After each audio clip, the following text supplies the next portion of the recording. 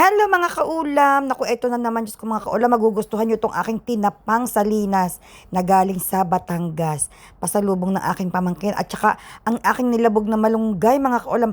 Very fresh ang nabili kong malunggay na dahil dito minsan makakabili ka ng malunggay, nakaplastik yan mga kaulam, may sanga pa. Pero minsan nalalaglag na lahat ang dahon dahil hindi na fresh.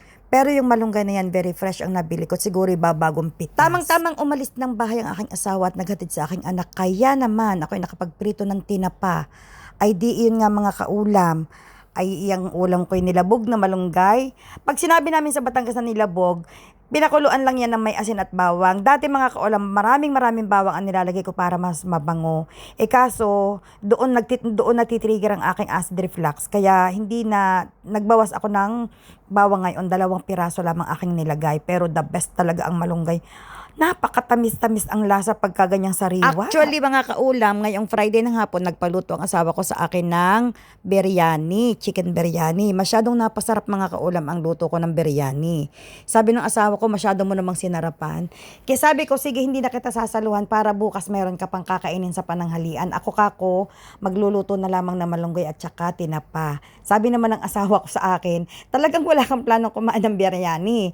Dahil meron kang tinapa, paborito mo iyan O di, sabi ko naman, charot-charot lang, means, kung lulusot lang naman ako, pero talagang ilang araw ko ng plano na ngayong Friday, maglalabog ako ng malunggay at pritong kaya tinapa. Kanina itinataboy ko na, sabi ko sige na ihatid mo na si Sarah at nang ako'y makakain na. So pagkatalikod, abay binanatan ko na magprito ng tinapa. Hindi ko alam, bago pala siya umalis, binuhay niya ang aircon sa bahay, sa kwarto namin. Ay di iyon, pagkatas ko magprito, umaalingasaw ang amoy ng tinapa sa aming kwarto. Wala naman siyang reklamo nung siya'y dumating dahil alam niya na talagang iyan ang magpapasaya sa akin. O wag niyong itatanong kung bakit ang pinggan ko nakapatong sa maliit na box. Dahil mainit mga kaulam, napapaso ang aming cover ng aming lamesa. Yung aking pot holder, may mga nakapatong kaya hindi ko magamit mga kaulam. So wag na magtatanong ha. Saka gusto ko malapit sa aking mukha ang aking pagkain. O diba? Tsaka gusto ko nakikita ninyo ang aking pagkain. Iyon ang mga dahilan. Bukas, lulutuan ko naman ang kapatid ko ng munggo na ginisa na maraming spinach. Lalagyan ko naman ng spinach dahil ang kapatid ko medyo kulang na sa vitamina. At lulutuan ko siya ng piniritong tinapa para makakain-kain naman ng masarap ang aking kapatid bukas. Dito ko muna siya patutulugin dahil siya aking ipapacheck up. At tapos, lulutuan ko din siya ng mga gulay-gulay na mababaon niya pag uwi niya sa kanyang amo. Kaya bukas ng umaga ako'y mamamalengke. Bibili ako ng sayote, lulutuan ko ate ko ng sayote na may ginisang sayote na may hipon. Tapos gagataan ko siya ng kalabasa at sitaw na may hipon, puro hipon. Tapos magigisa ako ng ampalaya na may hipon. Ang pinagtapusan, puro hipon ng ulam ng kapatid ko isang linggo. Dahil gusto ko ay siya nakakakain din ng gulay. Alam nga naman ako lang ang mga kaulam. Siyempre, gusto ko yung kami, alam ko rin naman kung ano mga paborito niyang pagkain. Alam ko rin naman ang mga magpapasaya sa kanya. Kami magkakapatid mga kaulam, pagkain laan talaga ang nagpapasaya sa amin. Hihilig talaga kaming kumain. Nakasalubong na naman akong follower mga kaulam. Nung Sunday, nagpunta ako ng Ajman. Nakipagkita ko kay Hazel. Sabi ni Hazel, ate, bakit ang taba-taba mo sa camera? Tapos sa personal pala, ang payat-payat mo.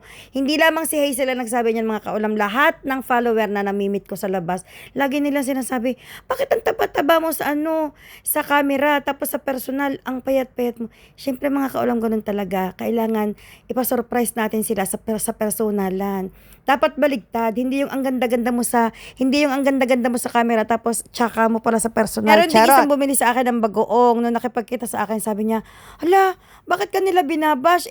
Hindi ka naman pala pangit. Sabi niya sa akin, sabi ko, ay, ang haba naman ng hair ko. Di ba mga kaulam, ganyan talaga. Kailangan baligtad. Hindi yung magugulat sila dahil ang tsaka mo talaga sa personal. So ayan, ubusin natin ang ating malunggay at sayang mga kaulam. Yan ay 5 dirham din naman. Ay di ubusin na natin mga kaulam. Pero in fairness, mga kaulam, nagtaas din ang presyo dahil yung 5 dirham na malunggay, kakaunti ngayon. Dati ilang luto ko ang 5 dirham na malunggay, ngayon iisa.